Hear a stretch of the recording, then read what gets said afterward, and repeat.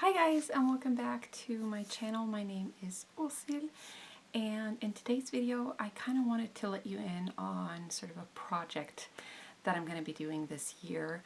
Previously I did do 1 year of tracking my uses of my eyeshadow palettes organically. So I didn't put any pressure on myself as to how often and which one I should pick throughout that whole year.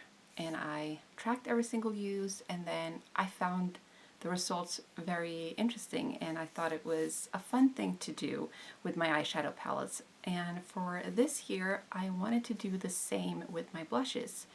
My blushes tend to get neglected when I focus on just one or two within my project pans, so I thought this would be a good way of making sure that I used all of my blushes. Although I also used lip liners, lipsticks, mixed with concealers, foundations, mixes like that as a blush as well, but those will not be counted in this project. I do have 9 blushes in my collection, or at least I thought I did, because I went to try this one on yesterday and it was completely dried up. This is the Charlotte Tilbury Matte Beauty Blush one in Pillow Talk, and it's one of my favorite cream blushes, so I was so bummed about this, but I really tried everything. There's just no product coming out. I even tried to take this sponge thing off to see if there was any way of making this work, but no. So I'm really sad about that, and I know for sure that I will repurchase this one in the future, but this will sadly be decluttered. So then we are left with 8 blushes. Now I've already started on the 1st of January. I started tracking my uses, so there is a tiny bit of use on some of these blushes, although for this project I will call the way you see all of the blushes I'm showing you today kind of my starting point that I will refer to later on. So let's begin with my cream blushes or liquid blushes. I have 3 of those. Let's start with the Milk Makeup Lip and Cheek Tint in Work. I did have this in a project pan maybe in 24, and I used up a lot of this blush, and so I have made really good progress on it. I went from not really loving this blush till absolutely loving it, making it one of my favorite blushes. So I'm really looking forward to getting some use out of this one. And this is my starting point. It's a very like dusty rose, so pretty shade. Alright, next we have my Rare Beauty Soft Pinch Blush, I think it's called, in Hope. And this is my most pigmented blush that I have. Just a tiny bit goes a long way. And this is like a nude mauvey shade. It seems very strong on camera, which is true. It's very, very pigmented and a strong color, but it is beautiful. Yeah. And then this one, the e.l.f. Camo Liquid Blush in Dusty Rosé, has a very similar formula. Love the sponge applicator, by the way, but this is more of a warm pink, also very, very pigmented.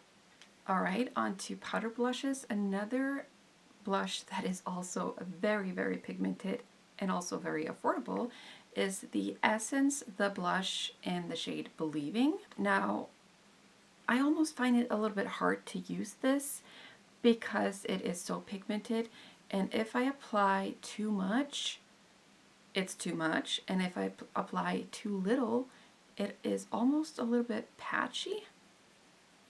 So I think the shade is gorgeous. It's this beautiful mauvey shade, but yeah, I do find it a little bit hard to work with sometimes.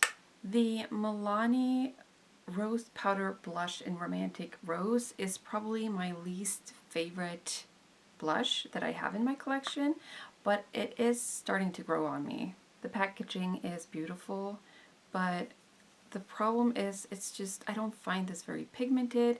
I'm trying to build and build and build, and there's just so little color. It's probably the color itself that makes it not really show up on me. It's like a light beigey pink.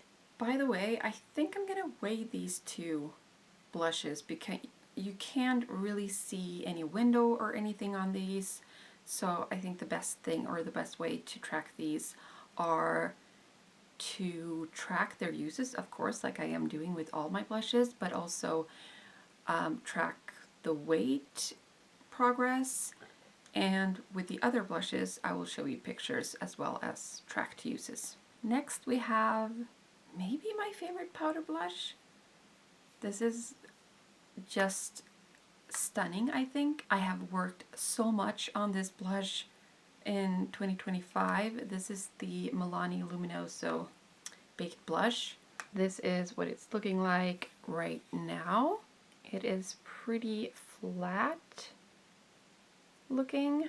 So yeah, I have worked on this a lot. It was in my project pan for last year, so I might be able to hit pan on this, although it's not going to be a focus to try to use up a blush or try to hit pan or anything, but it gives me motivation to try to use this more. And yeah, this is just a really pretty corally, peachy coral, I would say. Then we have maybe my least used powder blush. This one is from Mekka, the Mineral Matte Blush in Lucky. And I think the reason why I haven't used it as much is because this was a gift with purchase, so I didn't choose this blush myself, but it really is a nice, good blush, I think. So I'm just being weird.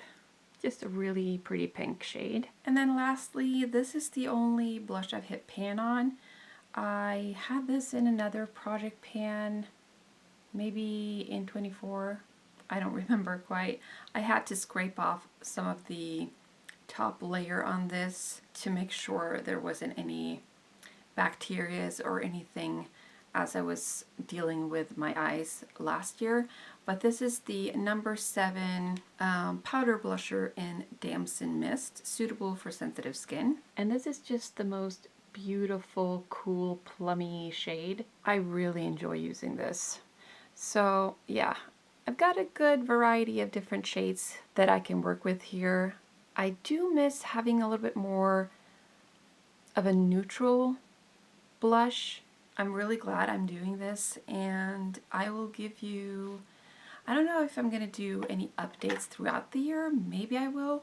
At least I'm going to do a video at the end of the year to kind of sum up my progress, my uses, and who knows, maybe I get a new favorite out of the blushes I already have in my collection. I think it's going to be very interesting and very fun. So yeah, I hope you will follow along, and that's it. Thank you so much for watching, and I'll see you next time.